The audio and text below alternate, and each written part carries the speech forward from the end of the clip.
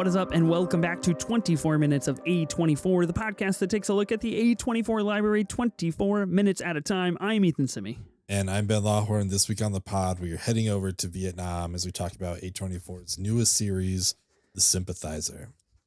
Near the end of the Vietnam War, a plant who was embedded in the South Vietnam Army flees to the United States and takes up residence in a refugee community where he continues to secretly spy and report back to the Viet Cong. Ben, I want to start this pod off. We are 1 week post-Civil War. I know we're talking about the Sympathizer here on the pod, but I got to get Civil War out of the way. Got to do it. Have you seen it again? / how are you feeling 1 week post? Because the takes are out there, and people are just all over the board.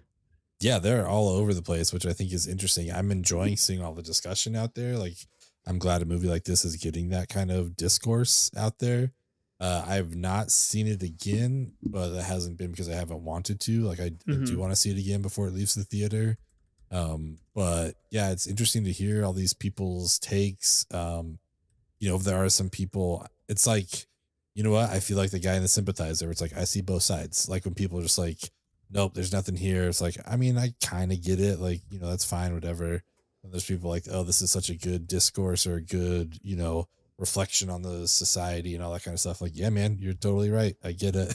Like, I see both, and maybe that's why I fell right into the middle of like 3.5. I was like, yeah, I get it. It's good. So I'm glad it's getting so much attention. Yeah, I'm glad it's getting a lot of attention as well. And speaking of attention, and the reason that I asked you is because we have a few housekeeping things before we talk about The Sympathizer, which, by the way, a show produced and directed by Park Chan-Wook, starring Academy Award winner RDJ. Just kind of a big deal. Nothing too crazy. Sure. Civil War goes on to have the biggest opening weekend in A24 history. Sees, I believe, the first weekend ever with an A24 film at the #1 spot in the domestic box office, and pulls in $25 million at the box office. Of course, this movie notably the most expensive A24 movie that has been created. I think that is really encouraging. I think people are out there. I think people are watching it. Every single time I see any Reddit discussion, Twitter thread, anything like that, people are always recommending to see it in IMAX, which I think is really great. A really good kind of thing that people are realizing, like, hey, this movie is designed for IMAX. I did actually have somebody text me out of the blue today, just like, have you seen Civil War? And I was like, oh, wow, we're there, like in the culture. Like people are just like asking other people if they've seen it. Very, very exciting. That's the good part about Civil War. We've got a bad part we got to discuss. Because as of today that we're recording, the day before this pod drops, some posters came out for Civil War, 4 posters in particular, and A24 tweeted them as they do, and, had a little Civil War caption. Not soon after they were released, people realized that these were AI-generated posters. This is no good. This is just no good. This is horseshit from A24. We got to be honest here. Who on their marketing team thought this was a good idea? Like, given the discourse around AI and artwork and things like that, like, I was shocked. To be transparent, I enjoyed the posters when I saw them, and I thought, like, oh, that's a really unique idea. Yep. And they did a great job putting these together. And then everything came out about being AI. I'm like, oh, that's such a bummer, because I feel like a good artist could have had a really good time putting these things together. Like, it's such an interesting idea. And why are you guys doing it this way? Like, that's just so frustrating. It just kind of undercuts, I feel like, the impact of A24, like what this movie's having. It's like, you guys, like, I don't know. It's like Star Wars. Like, you're the chosen one. You know what I mean? It's like you were supposed to be better than all of us. Like, and it's just like, you guys just like fell guilty to doing AI artwork as well. Like, that's such a bummer. Yeah, it sucks. I share your sentiment as well. And I saw them and I did not give them a second thought. I was like, oh, cool. Civil War posters. Like, yeah, those are sweet. Like, the walking juxtaposition of the film that we discussed last week on the pod, right? Like, that's captured in the posters. And then obviously people spotted it, and the discourse, like, and the tide kind of quickly changed, as it should. Yeah. And look, Civil War's been in the pipeline for a long time. They knew it was going to be big. They knew it was going to have a big opening weekend. They knew they needed to be ready with content and posters and merch drops that I fucking missed out on because I was on a flight in the middle of the air. I can't believe it. I'm so mad. I wanted that Civil War t-shirt so bad. And then my plane landed and just sold out. Gone. Sucks. So if anybody's got the plug on the Civil War t-shirt, hit it up. I need it. But the AI posters, exceptionally bad decision. I think a terrible move from A24, like as a brand here for the movie that they are so wildly invested in. And I hope they see the feedback. Like I hope they see what happened and they take that and they do not do this again. Yeah. To your point, I feel like an artist could have just like ate this up. Like they could have just made some really, really cool stuff and didn't get the chance to see that. Yeah, I think that would have been amazing what they did. Like, I wanted that San Francisco one. Like, I thought it was cool. Like, damn, if I can get my hands on that poster, I would take it. But obviously now it's like feels different given what the source of it is. But it's just like, yeah, if you'd given like a local artist in each community, like big city, just like, hey, dude, New York City's under attack. Idea. Let's see it. You know what it means? Like, find a different artist in each spot. Like, do your town, but in a civil war. It's like that would have been so cool to see. We got to get you on their marketing squad. You got to replace the person that's getting fired for this. Make it happen. Slide into the DMs. Make it happen. Okay, last piece of housekeeping before we talk about the Sympathizer here. We've got a new TV series coming from A24. Question mark? I don't know. Here's the thing. I stumbled across this on Instagram, and I think it was posted today, and I sent it to you, and I was like, oh? Like 6 question marks. Apparently this is called Sunny. It is a dark and thrilling series from A24, starring and executive produced by Rashida Jones. Premieres July 10th on Apple TV Plus. Here's what we know. Her husband's gone missing, and her only clue is the robot he left behind. This just feels like it's out of the blue. Like they're just like, yo, let's just drop this news. I haven't heard shit about Sunny. I think for the most part, we keep our eyes on like what movies are coming out that like even been announced, but we don't have dates yet. And I don't think we do that as well with like the TV shows. So like they really just come out of the blue for us. Like, oh shit, there's a TV show now. Like this is crazy. This just like completely came out of nowhere. Love Rashida Jones. Like it sounds like an interesting idea. It seems very A24. And yeah, I guess we've got something we're going to be covering in July now. Yeah, rock and roll. I love it. And yeah, I agree with you. Rashida Jones, good stuff. We got like 6 stills, I think, on Instagram that A24 posted. Don't really tell us a lot. They don't really reveal a lot. But I'm curious like when we're going to get a trailer for this and like what the rollout for this might be. Speaking of TV, obviously we're covering The Sympathizer, A24's newest TV show on Max. We're talking about that now. But there are several other like A24 TV shows, and I want to put a pin in that conversation and that question for just a little bit from now, because I think you're right. I think A24 TV shows more times than not go under the radar, and I think that's an interesting thing that we should talk about. Okay, let's talk about The Sympathizer, episode 1. What did you think? What did you make of the show? What do you know about The Sympathizer? Because this is based on a book, to my knowledge, adapted from a book. I've never read it. I don't know anything about it. I went into this blind. Yeah, apparently it's a Pulitzer Prize winning book. I had never even heard of it before. So other people know about it for sure, but like not plugged into the Pulitzer Prize community there, Ben? No, I guess not. I need to get on Pulitzer TikTok or something. But I enjoyed this. I thought it was really good. I mean, Park Chan-Wook, it's hard to, argue against director Park. He's pretty awesome. So he continued to carry that in this episode. I think we got a lot of great acting. RDJ.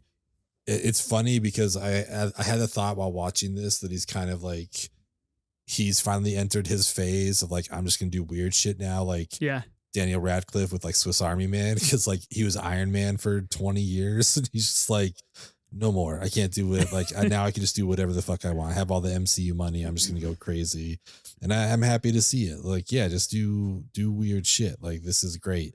I thought he was fantastic in this. I thought he was really, really good. I'm excited to see him more in this show, like especially under these like different costumes or personalities or whatever.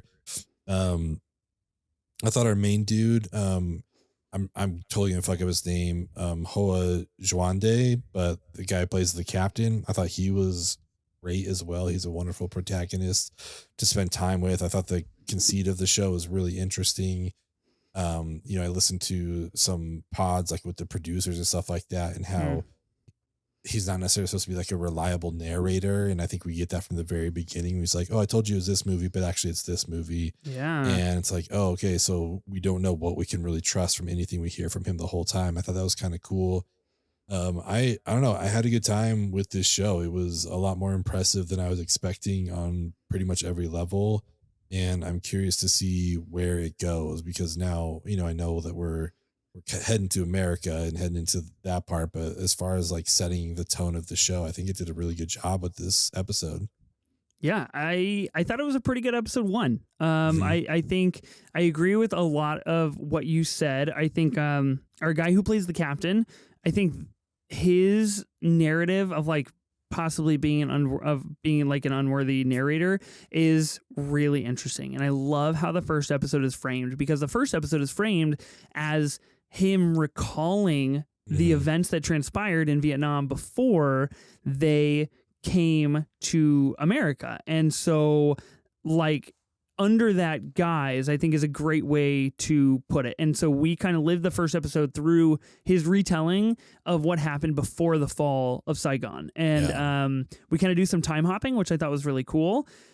RDJ, I think, is great for this show. And I think personally, there's like two things that I'm really interested in this show. Well, I guess I could say three, like as of right now after episode one. Number one is RDJ. Like Mhm.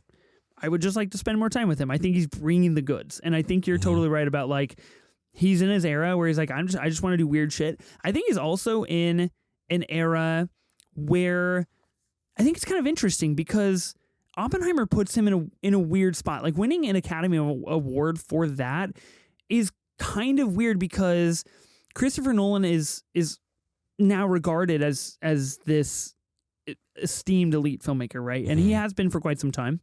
But I think in RDJ's case, he's a little more interested in getting weird with weirder esteemed people. So like Park Chan-Wook, one of those guys where it's like Yeah. anything he puts out, kind of a masterpiece. And so like RDJ is like, I want to get in on that. I want to know what that's like to move in that direction. And I think this is a great project for him to do it. So I think that's one thing that I'm really interested in. Number two, the kind of noir like espionage Mhm. part of everything, I think is told in a very intriguing manner. I think if not, it can be told like a little discombobulating. Like I was a little like, oh, what do we like? What's our goal here? What are we doing? Oh, we're time hopping again. And like, I think it was a lot of information to take in the first episode. Mhm. But again, as a first episode, I think it works, and I think we'll eventually kind of spread that thinner. Third thing that I'm really interested in is Park Chan-Wook's just fucking incredible transitions. Can we just like Yeah. let's take a beat to talk about these transitions because we get two in particular that I want to call out. We get a rotary phone dial that fades into the hubcap of a The wheel hubcap, that's yeah. spinning. Gorgeous, just beautiful stuff. And then we get a cigarette that's being sucked down, and Mhm. the ash on the end glows, and that ash then turns into a bomb in the sky that's falling. Brilliant stuff. The camera work, the transitions, in particular, and of course we'll go through this kind of scene by scene here. The camera work that's in the cinema that we're kind of like.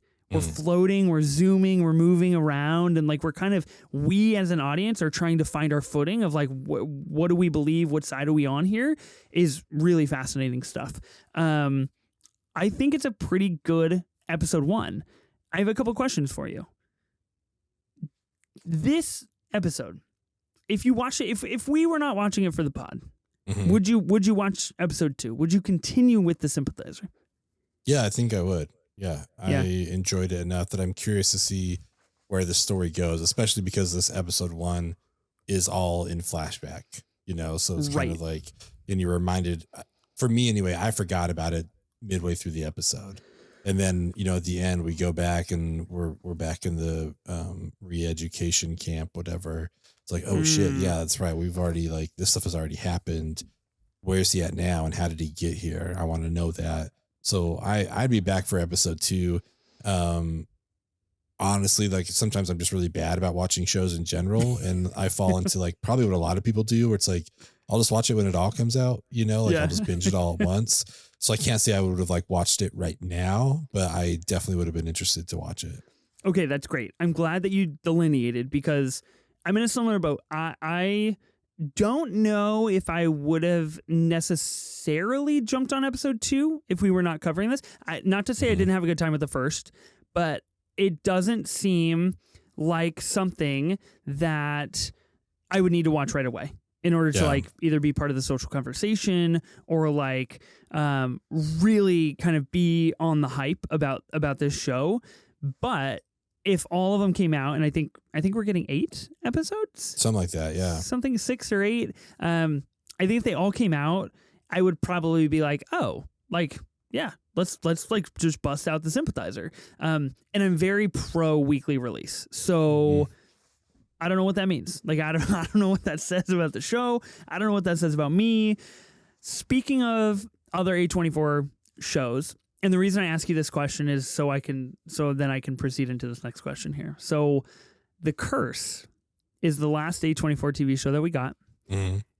Fucking just brilliant, masterpiece of a show.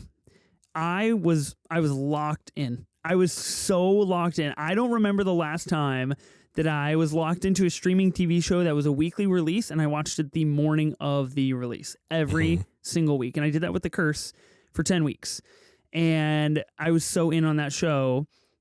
But you, of course, we covered episodes 1 through 5 here on the pod. Once we covered those, you were out. You just didn't watch any more of The Curse. You never came back to it. Very true. Yeah. And not that's for it. That's my point. I just want to say you never came back to The Curse. And you did it. Next, let's go. Yeah, I don't know. It's not for lack of interest. I am curious how it wraps up. I obviously love Nathan Fielder, Emma Stone.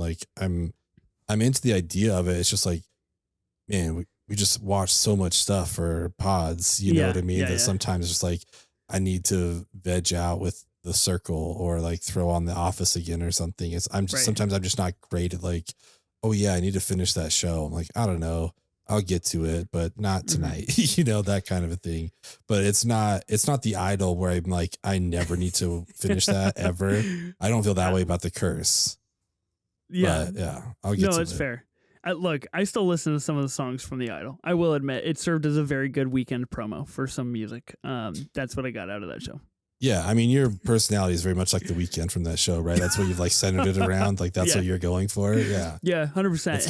Him and Howie Radner. That's just who I try to emulate all the time. What you're doing. How can I blend these two just really fucked up guys? I want to be them. Of course, we mentioned The Curse. You mentioned The Idol. Euphoria, probably the biggest A24 TV show that we have got.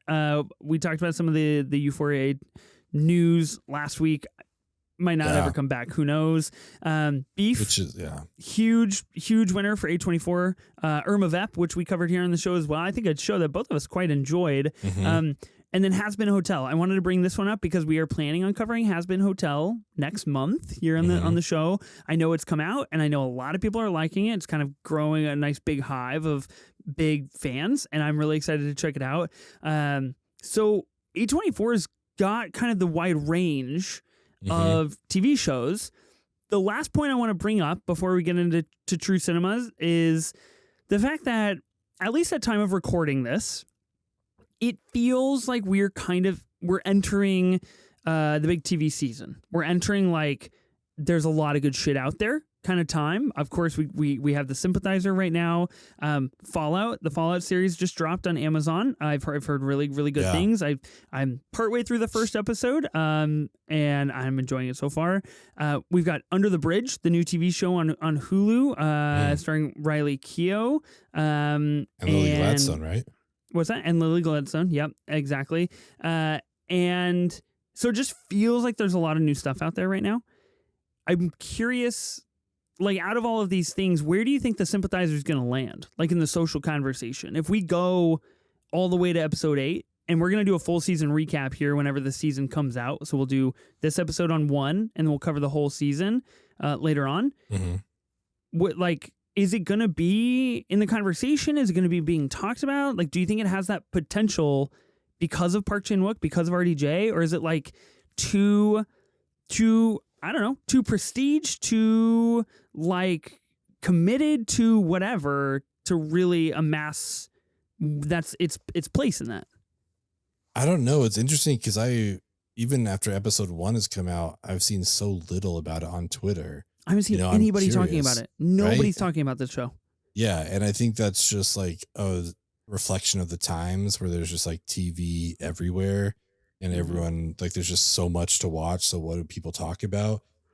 Obviously, this didn't hit like Game of Thrones or any of those kind of shows, anything like that. A little more niche, I guess. But, Fallout seems to be getting a lot of people's attention, that's awesome. It's great that it's doing that. But it doesn't seem like the Sympathizer is going to get that kind of reaction. So I'm curious to see what kind of feedback even we get, on these episodes. Yeah. Like, are people watching this at all to even like want to have discussions about it? I don't know. Yeah, I don't know. I'm curious by the time we get to the end of the season, if it will feel to us like one of those things where it's like, ooh, we're part of the small crowd that got to enjoy the Sympathizer, and we found a gem, and everybody out there is missing out. I have a hunch that might be where this show is gonna be headed. Okay, let's do true cinema. Because I wanna talk about RDJ in this show a little bit. We start, you mentioned, kind of in the re-education camp with the captain and him kind of like being asked to recall things that had transpired and things that had happened. He recalls winter 1965, 4 months before the fall of Saigon, and kind of meeting Claude, who is Robert Downey Jr.'s character. Claude works for the CIA, as far as I'm aware, and is pretty much an informant and helping to get the captain safely spying on the general and what is going on in Vietnam. Now he meets with Claude. You mentioned this whole idea of like, oh, I know I told you guys it was this movie, but that movie was actually on the way out and another movie was coming in and playing. So unreliable narrator situation. When RDJ showed up, and of course we know he's going to show up. We know he's going to be in this show as a lot of different people, which I'm really interested in. But I'm curious for you, when he showed up, were you like, oh, that's like RDJ, good to see you? Or were you like, oh, what's this character about here? Like, is RDJ too big to do shit? Like, is he just, does he grow past anything that he's in?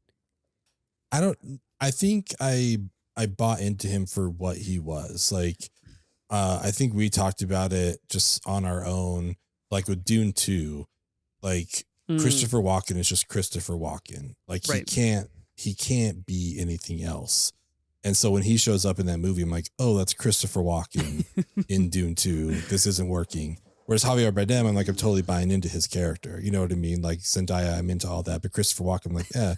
But this one, I wasn't like, oh, that's RDJ. Like, I bought into his character, and just like, I was into it because he felt like he was into it. Like he was really fully committed to this character and who this person was. So I was here for it. Yeah.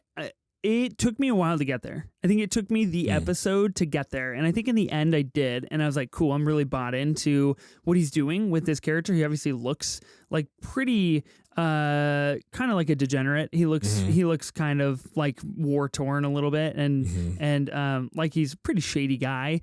And so I ended up buying into his accent and his mannerisms and his energy and the things that he does bring. But I think when he first showed up in this very first scene, they meet outside of this theater, I was like, oh, it's Robert Downey Jr. Like, what are we doing hanging out with this guy again? He just won an Academy Award. Like, I was much more interested, or I was much more focused on like RDJ's in another project. I think that is just like his personality. And I wonder if having 8 episodes or 6 episodes or this kind of elongated time to build a character with him, I wonder if this show is going to help break that a little bit and kind of shed some of that, at least for like audience members like you and I, because I wonder if by the time we get to episode 6, we're just like locked in on this guy, where we're just like, oh, this is like, we're super sold, and RDJ committed all of this time and energy into this, and we're not just getting, you know, a 2 hour and 15-minute MCU fan fest. Yeah. I'm curious. I'm remain optimistic. I'm excited to see what he brings to this show. I think, you know, Park obviously must have seen something in him to cast him in this role. And I mean, we know he can act. He got stuck in the Marvel machine for so long, but like the dude can act. He's a good actor. So I'm excited. Yeah, the dude can act for sure. Anything you want to say about this first scene here, meeting Claude outside of the theater, kind of getting an introduction into their relationship? This for me is where I was trying to pinpoint and like put my finger on like, what are we doing? Who's who? What are our relationships here? It was kind of thrown into the deep end. I just enjoyed that the movie that was coming in is also the title of the episode, Death Wish, because it does also kind of reflect like what our main character is going through, like being kind of a spy and stuff like that. And so I thought that was kind of interesting to bring that Charles Bronson film into the fold with this. But I thought it was a great way to meet these people. Nice. Yeah, I do dig that. Okay. Second one on the list here, interrogating the woman in the theater. We get this really cool editing style from Park, where he does like this rewinding editing type thing where we like literally rewind the tape to go back in time to another kind of time that we're with our protagonist here. And for me, it's really fun because he does this rewinding and I'm like, oh, what did I see that like we might not ever investigate? Like we might not ever see any of those things that were flashed so briefly before our eyes, but it gives such a great, interesting context to being much more fascinated of like, oh, wow, like we're going back in time and I wonder what transpired in all of this time. I thought that editing to get to these scenes was really neat. Yeah, it was super cool. I mean, we saw it from the beginning of like just being outside the theater where what looks like the beginning of the scene is actually the middle of the scene. Yeah. Like we play through some of it and then like we rewind even further back than what we started at to see the full thing, then play all the way through. So yeah, the editing style is really interesting. I thought the camera shots were really interesting here too as well. Like a lot of tight, straight on shots, center of the frame, with the woman and the captain like looking at each other. Yeah, I thought this was super powerful. It worked great. And in this scene is where we get Claude, we get the captain, and then we get the general as well. And they're all sitting together, and they all represent very different things to each other, and they all have big ulterior motives, yet they find a way to all sit next to each other and be all interested in the same exact situation that's transpiring, which is these guys interrogating this woman and basically asking her what was your tip, or who was your guy? Who's your informant? Yeah, who's your informant, and how did you drop this roll of film in the mail? And come to find out that the captain, in fact, dropped this roll of film in the mail. And we'll get there when we get there, but like really interesting that we sit with the captain so much in this. And like you mentioned, like we get these big face-on shots and it's really uncomfortable. And the captain's getting really uncomfortable. And for me, I was like, oh my God, like is this kind of going to fold in like episode 1? Like are things going to get really south really, really quickly? Didn't happen, but things blow up at the end. Literally, figuratively, whatever you want to say. No, I mean, the captain cries. Like it brings our show title to like its literal meaning of like, this is a sympathetic man who's like put in this position of having to be a spy, but you know, he's watching this woman that's like being tortured up there. And I'm sure part of him is like, oh, I can end this, you know, yeah. But also if I admit this, then basically we're just both going to die. So it's either we both die or just she dies. Like there's just all this kind of turmoil kind of you can see on his face. It's so interesting and yeah, just really well done. Then we get this scene where we're filled in a little bit more about the film, and we see it's another flashback, and we go back to 48 hours prior, and essentially them finding the woman and she has this little roll of film in her mouth, and the captain kind of storms to the roof of her house and tries to take the film out and like pries open her mouth, which like brutal stuff from the get-go, and she ends up swallowing the film. And this is a really interesting juxtaposition because, like the title says, like you mentioned, the sympathizer, like this guy's causing all of this. He's doing this, but he has to do it. But he also has the power to like end it at any moment in time. And then she is taken to their headquarters and put on a can, and they're just waiting her to this little, I don't know what he says, the candy or the little candy in the chocolate or something like that. Yeah. And then one thing I wanted to note about this scene is Claude feels like he's directing at us, and then the camera reveals that he is indeed talking to the captain, and basically like telling him like, you got to nut up, dude. Like you got to get in here. You got to get involved. Like this is your thing. And really putting on this big broad show. But RDJ is doing something really weird here. And he's like doing weird shit with his eyes, and like his face is like kind of getting contorted, and he's looking through the camera, and it's a little disarming at first. Cause I'm just like, wow, we're really close. Like we gotta back up a little bit. Give me some space. I think that's the point. Yeah. I think it's like putting us into the headset of the captain, you know, just like how intense this stuff is. And yeah, I mean, having this woman sit in the middle of a room surrounded by 4 or 5 men, just like waiting for her to take a shit to get this like roll of film out, just shows the extent they're willing to go to. But yeah, I thought this was a well done scene. And yeah, again, like he really just brings this whole sympathizer thing to the forefront, which I think is just really well done.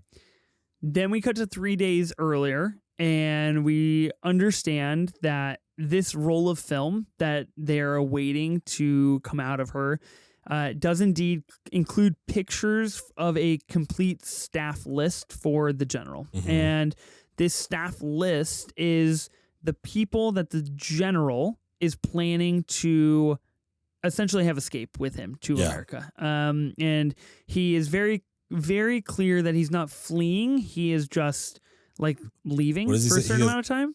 He's like retreating temporarily. Like I'm not fleeing, I'm retreating temporarily. Right, which I find really neat, because there is a very quick scene in the beginning with the general and the captain where they're talking about their English and the captain's the general's English skills. And I think it's really interesting the English words that he chooses in this episode and how he uses them. So the captain is searching for this complete staff list, and he ends up finding it. He takes pictures with this little spy camera, which is pretty cool. Such a cool camera. Such a sick camera. You're like, ooh, cool. We're doing spy shit. Feels good. I think this scene for me is probably the one moment in the whole episode where I'm just like, ooh, like we're like tiptoeing around each other. We're trying to find stuff. Like things could go bad at any second if somebody catches somebody, and it feels the most thrilling. Yeah, this does feel very spy. You know what I mean? Esque. Like that's kind of what this is. And even to the point where, you know, he's like, oh, I forgot something inside. I got to go grab that. And then trying to buy off the secretary or the admin, you know, just like giving her treats. So like, don't think that's weird. Like, oh, I don't know. I thought this worked really well. The undercover stuff plays nicely. He does a good job of it. And yeah, like you said, it's the real kind of like espionage aspect of going undercover. Yeah, it's exciting because you get both this espionage, and then obviously you get these kind of dark, shadowy politics that we're dealing with through the whole series. And I think the more we get those, I think the more interested I will inevitably become, because I'm curious how they're all going to interlace. And like, I want to know what happens to these guys. Like, I want to know who is going to flip on who, or like how these relationships are going to shake out, because they're not going to be nice to each other forever, is my guess. Yeah. And I like too in this that like the general put the captain in charge of like who gets to come on these planes. I know I'm jumping ahead a little bit, but the fact that he was talking about like, I don't want the competent people, but I can't pick the incompetent people because then that'll like draw attention. So it's flag. like, I'm going to do the people that are incompetent, but that look like they're competent. It's like, oh, that's like actually really smart because you don't want like anyone trying to overthrow the US government when you guys go over to America. It's like you need the people who aren't actually going to get anything done. But Yep. I thought that was kind of cool. Yeah, super cool. We'll get to that in just a second. I have one thing before that when Claude comes over to the general's house, and the general's essentially bartering for 2 planes out of Vietnam instead of 1 plane. Now, this is one day before the fall of Saigon, and they're scheduled to leave and flee to America the next day. And really interesting how it's clearly stated that the general chooses to speak Vietnamese and use a translator sometimes when he is put under serious duress or like wants to be more authentic and doesn't want the other person to know, essentially. And so he uses the captain to kind of be his translator and barter for 2 planes. And he basically says like his family alone and his extended family is like 40 people. And so he's got a lot of people to worry about here. This is the scene for me where I most like what RDJ is doing. And I think he has some great energy back and forth and like plays that mysterious kind of like this guy knows what he's up to energy really, really good. He flips the 2 for 2 planes. And then we get this narration from the captain saying like, we all knew that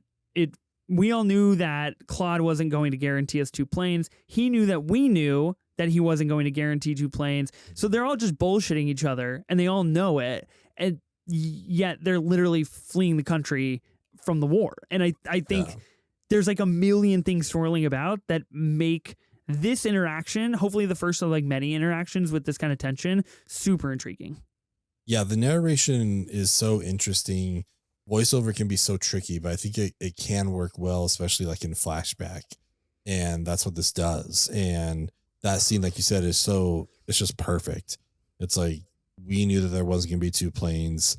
Claude knew that we knew that there wasn't going to be 2 planes. And we knew that Claude knew that we knew that we weren't going to have 2 planes, but they still are just like, all right, yeah, well, I'll get you 2 planes. Sure. It's like, okay, perfect. Wonderful. Just knowing like none of that was going to happen. It's like, but you've got to just kind of like follow through with it when it comes to the politics, you've got to hold it up. So yeah, this was a great scene. Yeah. And that it, like you said, like that's the politics of it. Okay, now we're at what you mentioned, burning classified documents. They're ready to flee, ready to go. The captain and the captain is supporting the general in this. He makes a note and says like the general did not let people see his severed toes, which I think is really interesting. Like the general is just fucking thrown in the towel here. He's like, we're getting out of Dodge. Like we're fleeing to America. Like fuck my country. We're getting out of here. And this is where they're essentially telling the captain is telling who is going to be on the plane and who is not going to be on the plane. Fucking sick transition with like the piece of paper and the ruler and slowly discovering the more and more of the list and filling up more of the screen and the frame. This is a great scene that I think leads into obviously a really intense final 10 minutes of the episode. Yeah. How crazy was that one guy who's like, I'm going to bring my wife and my mom dude, instead of my wife and my daughter because I can just make another daughter. I can always have another kid. Oh my God. That was so crazy. And then like, even when we show the mom, she's like, why am I here? Like, why is your daughter not here? Well, and the captain responds too. And he says, there's a relationship to a mother is irreplaceable. Or he says something along those lines where it's like, nobody can be like your mother. And it's just like, he knows the game that he's playing and he knows he's playing it with incompetent people that that appear smart, but are at the end of the day making decisions like that.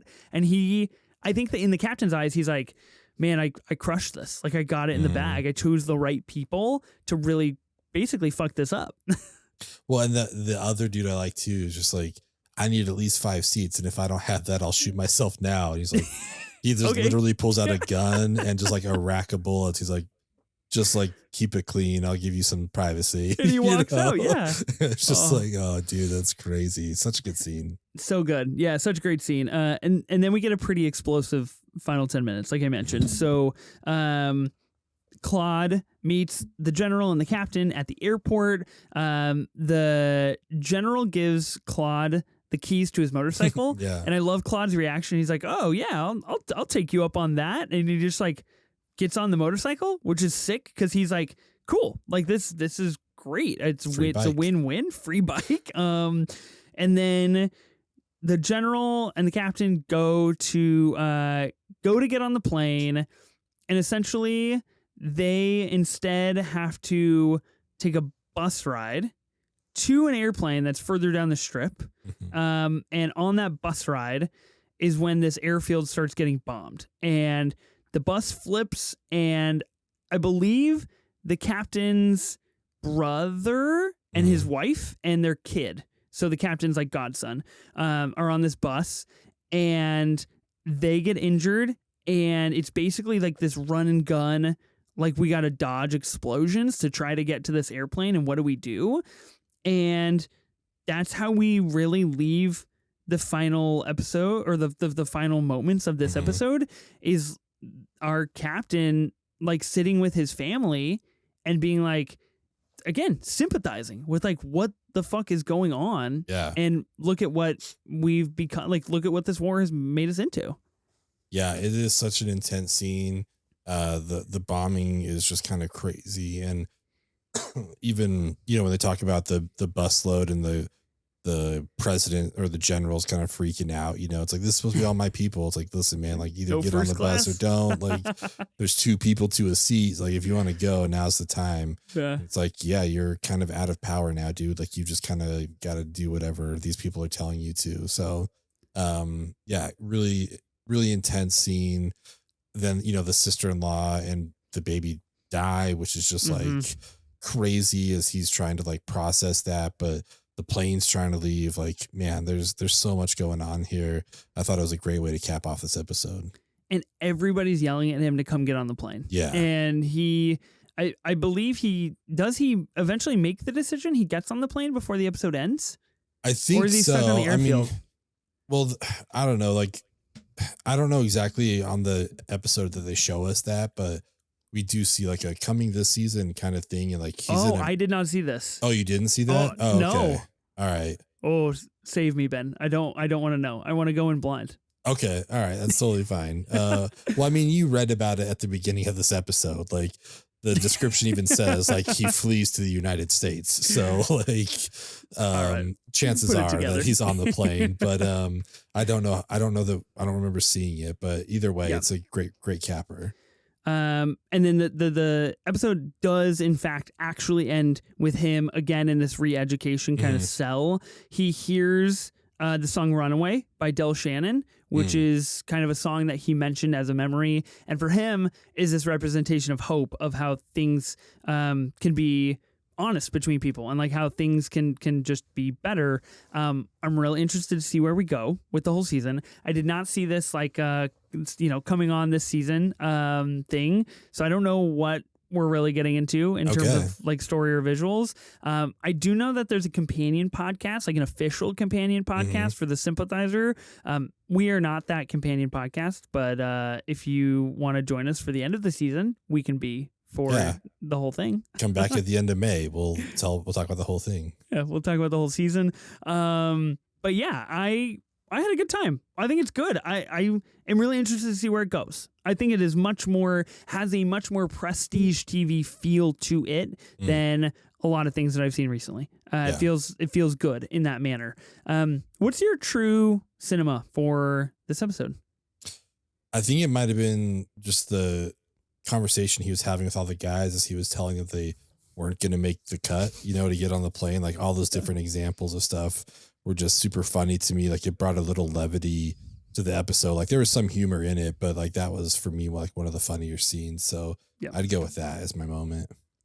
I'm going to go with Claude showing up at the general's house. I think it's not really a surprise. I think that is the highlight of the episode for me in terms of like what's capable between the three of these guys and kind of this crumbling of power and like kind of relinquishing of power and then other people getting it and how all of that works out together. And I think Claude coming in and being, you know, and being like, oh, there's no better peace symbol than like American liquor, and just giving him some liquor, which I think is really funny. Well, and the general too is like, this stuff tastes like shit, but I guess I better get used to it. It's like, yeah, man, if you're going to America, this is going to be your alcohol now. That's what you're drinking. Yeah. Tough life, man. Okay, we got 2 A1X. We're doing Park Chan-Wook and we're doing RDJ. 2 pretty big dudes. Pretty big deals. Sure. Okay, let's start with Park Chan-Wook. We've got Sympathy for Mr. Vengeance, Old Boy, Lady Vengeance, Thirst, Stoker, The Handmaiden, Little Drummer Girl, Decision to Leave, and The Sympathizer. How's your Park Chan-Wook filmography shaping up these days? Not as extensive as I wish it was. I've only seen a handful of these, but my favorite thing I've seen from him is The Handmaiden. I knew you were going to say that. I love that movie. It's so good. Have you seen it? I haven't seen it. No, okay. I need to. Have I talked about it before? I probably have, I guess. I love this movie. I think it's great. It is one of the most like sensual movies out there. Like it's amazing the stuff that he's able to like portray on screen. That's just like so sexual and erotic, but even without really being that, like he's able to like tap into that kind of a feeling. So this is a great movie. I highly recommend The Handmaiden to anybody that wants to see it. Okay, I gotta watch The Handmaiden. It's been on my watch list for a really long time, and I just haven't got to it. I love Decision to Leave. I think Decision to Leave is a masterpiece. Now, I've only seen Decision to Leave once, and I own the Criterion for Decision to Leave, and I just think it is such a brilliant movie, but it takes so much to get locked into it. Like it's intense. It's a very winding road that film is. But that was actually my introduction to Park Chan-Wook. That's the first thing I ever saw by him. And I was just like, oh my God, like this guy's weaving a tapestry here. Like it's insane the level that we can get to. I did see Old Boy for the first time when it was doing its 4K kind of like restoration run. And I was like kind of melted in my chair for like 7 or 8 minutes after I watched Old Boy. Dude, for real. You got the hammer behind you though. What's that? You got the hammer behind you though. I do have the Old Boy hammer, which is just pretty exciting. So yeah, I like Decision to Leave a lot. I'm probably going to have to watch it again before The Sympathizer's over. Just get a little Park movie action. Okay, we got RDJ. This will get interesting. This is a big one here. This is kind of a broad list. So let's see what we run into. We've got Weird Science, Less Than Zero, Soap Dish, Chaplin, Natural Born Killers, Only You, U.S. Marshals, Bowfinger, Wonder Boys, Ally McBeal, Kiss Kiss Bang Bang, Good Night and Good Luck, A Scanner Darkly, Zodiac, Iron Man in any of the MCU franchise films, Tropic Thunder, Sherlock Holmes, Due Date, Doolittle, Oppenheimer, and The Sympathizer. Yeah, that's a lot of stuff. It's a lot of different stuff. And a lot of different stuff. A lot of good stuff, but maybe a lot of not good stuff too. I mean, it's definitely a mix. It's crazy to think of him as like a teenager in these 80s movies like Less Than Zero and Weird Science. I mean, you didn't even put the Judge on here, man. Come on. Well, I wanted to leave it off the list for you. I figured that's you're going to pull that, you know. Yeah. Me and Mr. Robert Duvall, I'm always a fan. Yeah, you're all about it. I know that. Yeah, he's got like a wide breadth of stuff. Obviously, like I love U.S. Marshals. I think he's great in that. I think he does such a good job. But I'm going to go with Kiss Kiss Bang Bang. I think another movie I haven't seen. I'm over 2. Yeah, I mean, yeah, there's plenty of stuff to watch out there, but that's like one of his resurgence films, you know, when he was making his comeback. I think he had like cleaned up at that point, and this was just, you know, shortly. When did Kiss Kiss Bang Bang come out? This came out in 2005, so he's only 3 years away from Iron Man. He's working with Shane Black, who he brought back for Iron Man 2. Nice Guys with Ryan Gosling. Ever heard of it? He wrote that. Little flick. Little flick. When do we get Nice Guys 2? When do we get Nice Guys 2? I don't know. I'm ready to like another Russell Crowe movie, so give us Nice Guys 2 at some point. Dude, I'm ready for you to like another Russell Crowe movie. I know, it'd be nice. You should see Land of Bad. Land of Bad, pretty good. Russell Crowe, pretty good in that movie. I don't believe you one bit, but thank you. I appreciate that. I'm trying to help you. I'm trying to look out for you here. That's good. That's good. Yeah, Kiss Kiss Bang Bang, him and Val Kilmer, Michelle Monaghan. Hilarious film. Yeah, I love this movie. Let's see. RDJ, nominated for 3 Oscars. Obviously won 1 for Oppenheimer most recently. Nominated for supporting role in Tropic Thunder. I haven't. It's been on my watch list for a long time. I'm a big fan in theory, really. Yeah, if you've got 3 hours, maybe watch it. It might be worth your time. I'm not sure. It might be. Yeah, I don't want to commit to that. That's a big commitment. I especially don't want to commit to that 8 times. That's ridiculous. No, we gotta rein it in a little bit. No, here we go. We've reached the point in the pod where I was going off. Nominated for Best Actor in a Leading Role for Chaplin as well. This is tough because I obviously like Oppenheimer. I think is very crucial, and I do think he deserves the Oscar for that role. Especially the way that he says brother in that movie, I think is iconic. I'm actually gonna go with Zodiac. I think he's phenomenal in Zodiac, and I think Zodiac is really interesting because it's something that he never really does another time, where he like plays someone like that. And I think it is the perfect like come down to earth RDJ role where he is not really doing Iron Man. He's not really doing Sherlock Holmes or Doolittle. Like he's not playing the guy that's like the whole world adores me and I know it, so I need to be 110%. I think he's truly like showing up in a Fincher movie and like he knows that. And I think what he brings is both like the humor, but the kind of that power behind the face, which is super interesting to me. Zodiac, pretty good flick. Pretty good one. Pretty good flick. Yeah. Is that the last thing he did before getting into the MCU? I think it is. It's 2007. I think it is. And that's what's so interesting about it to me is like, that's the last, really up until what I would argue Oppenheimer, really up until then, that's the last time we see actor RDJ, capital A actor RDJ.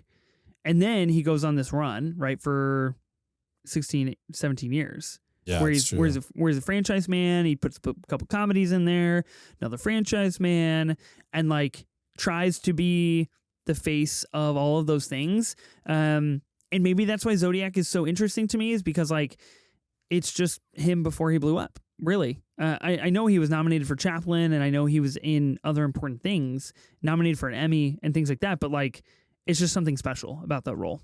For sure. That I really like. Okay. A24 ranking for episode 1 of The Sympathizer.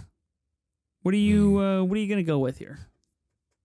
I think like for a pilot of a show, this was pretty solid. I think I'd go with a A- 24. Wow, A tier. Yeah. Whew, that's pretty good. Really good. Yeah. That's pretty good. We got to phone in Mr. Park on that one. Let him know he reached the A tier. Yeah. Yeah. Text him up. You think Park Chan-Wook's got a phone for sure? He's not Christopher Nolan this thing. No, I don't think so. No, he's got it. He's plugged in. I'm gonna go. So you went with an A-. I think I'm gonna go with a solid B24. Had a good time. I don't know if it's because I'm so tired / been watching so many things / there's so many other things to watch. But like when this ended, I just did not find myself being like, whoa, sick. Like when does episode 2 come out? Like I'm just not on that train quite yet. I'm having a good time. I'm here for the rest of the season. We will be covering the rest of the season, like you said, in later May, I think, is when all the episodes kind of come to a close. So we're going to do a full season recap. That'll be the next time we revisit The Sympathizer. So we're not going to go episode by episode or anything like that. That'll be a pretty packed episode. I'm really curious to see what we think then versus what we think just with one episode under our belts. For sure. Yeah, I'm excited about. I'm optimistic for sure. Yeah, I'm optimistic as well. I think it'll be a really interesting show. Next week on the pod, it's Steve Martin, for real. We lied to you guys. This week is The Sympathizer. It was supposed to be Steve Martin. I lied to you guys. I did not have enough time to watch the documentary.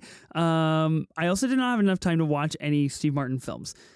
Here's the thing, and I think I mentioned this last week. I've only ever seen Cheaper by the Dozen. That's literally the only Steve Martin movie I've ever seen. And I'm like, come on, I can't podcast like that. So I got to go in, I got to watch some Steve Martin movies. If there's any like core Steve Martin movies that I should watch before we do the doc, before we talk about it, my DMs are open. Just hit me up, Ben. I know you've gifted me a list so graciously. I'm excited to check them out.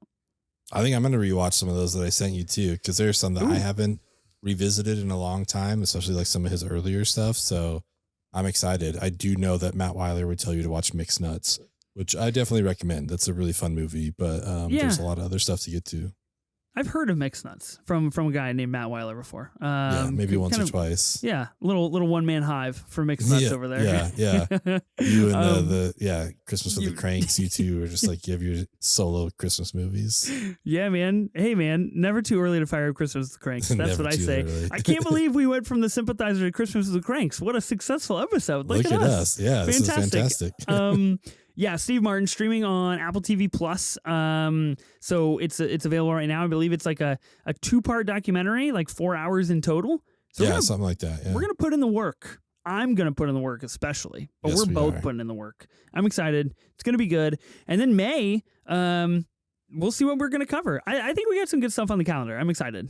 I'm looking forward to it. We got a lot of fun stuff that's coming up. Some documentaries, some stand-up, a TV show. Ooh, there's a lot of fun stuff in May. Have we done a stand-up before here on this pod?